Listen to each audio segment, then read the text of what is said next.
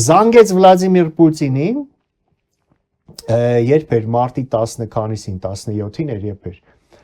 Զանգեց Վլադիմիր Պուտինին, ասեց Ադրբեջանի հետ համաձայնացրել ենք տեքստը, պատրաստ ենք ստորագրելու, Պուտինը հրավիրեց մայիսի 9-ի շքերթին եւ հիմա ինքը պատրաստվում է գնա մայիսի 9-ի շքերթին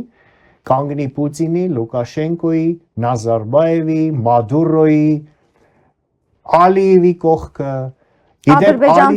Ալիևը բացի անձամբ մասնակցելու, ադրբեջանական զորքը 80 հոգանոց կոնտինգենտը մասնակցելու է շքերթին, այսինքն Նիկոլ Փաշինյանը Մավզալեի վրա Լենինի գլխին կանգնած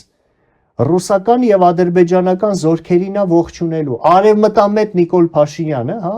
Իսկ կարող է հայկական զորքերն էլ մասնակցեն։ Կարող է։ Որովհետեւ Ալեն Սիմոնյանն ասում է, թե դա նաեւ մեր հաղթանակն է։ Հա, կարող է։ Եթե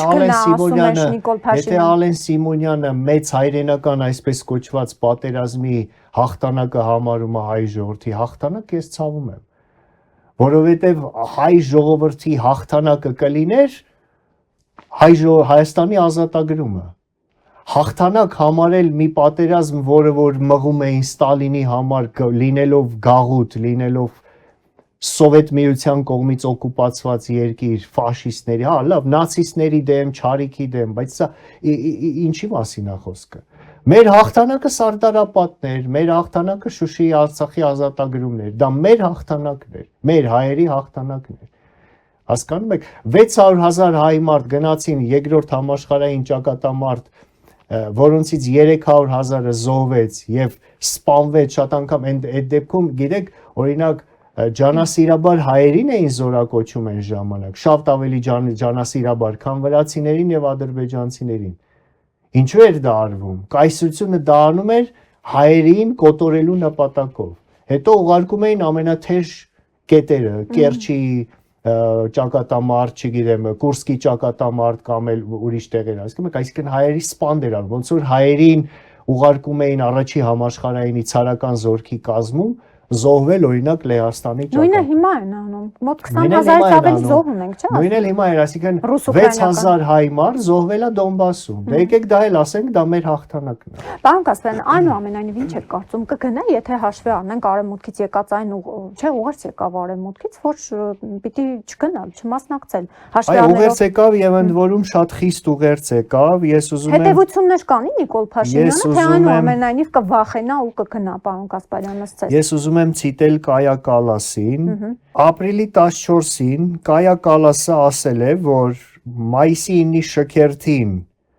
Եվրամիության անդամ կամ անդամակցության հայտ կամ ցանկություն ներկայացրած որևէ երկրի ղեկավարի մասնակցությունը անընդունելի է։ Անընդունելի, недопустимо, այսինքն ոչ թե ասում են, դե ցանկալի չի, լավ չի, անընդունելի է, սա կոշտ բան է, կոշտ բնորոշում է, ոչ դիվանագի, անընդունելի է, այսինքն կարմիր գիծ է Եվրամիության համար մայիսի 9-ի մասնակցությունը, իդեպ Արման Բաբաջանյանը, տաղանդավոր Արման Բաբաջանյանը շատ լավ ելք առաջարկեց, ասում է ինքը գնա, թող Նիկոլը գնա, ասում է Մոսկվա, Միրզոյանը գնա Կիև, որտեղ Զելենսկին նույն մայիսի 9-ին, որպես Մոսկվայի շքերթի հակակշիռ, կազմակերպում է ազատ ժողովրդավարական երկրների ղեկավարների հավաք Կիևում, որոնք բռնապետների դեմ պայքարի խորհրդանշական հավաք կանցկացնեն։ Եվ հիմա Արման Բաբաջանյանը շուստրի է, էլի առաջարկում ասում է դու գնա Մոսկվա, Միրզոյանը թող գնա Կիև, էլի Եվրամիությանը հիմարի տեղ դնենք, էլի մենք Մոսկվա գնում ենք, բայց արտգործնախարարը տեսեք մենք ինչ լավն ենք, եկավ Կիև։ Եվ կտնեն հավասարակշռված քաղաքականություն։ Եվ էլ չի անցնի, եւ այս մայիսի 9-ը մենք այսօր այդ վերնագիրն դրել ենք։ Մայիսի 9-ը դառնալու է ջրբաժան։ Հենց հիմա Եվրամիությունը խիստ նախազգուշացում է տվել եւ Վուչիչին, Սերբիայի նախագահին եւ Ֆիցոին Սլովակիայի,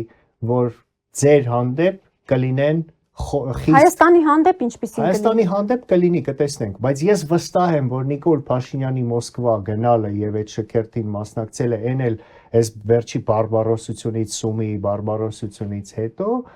շատ բացասական մեղմ եմ ասում, կդիտվի Եվրամիության կողմից։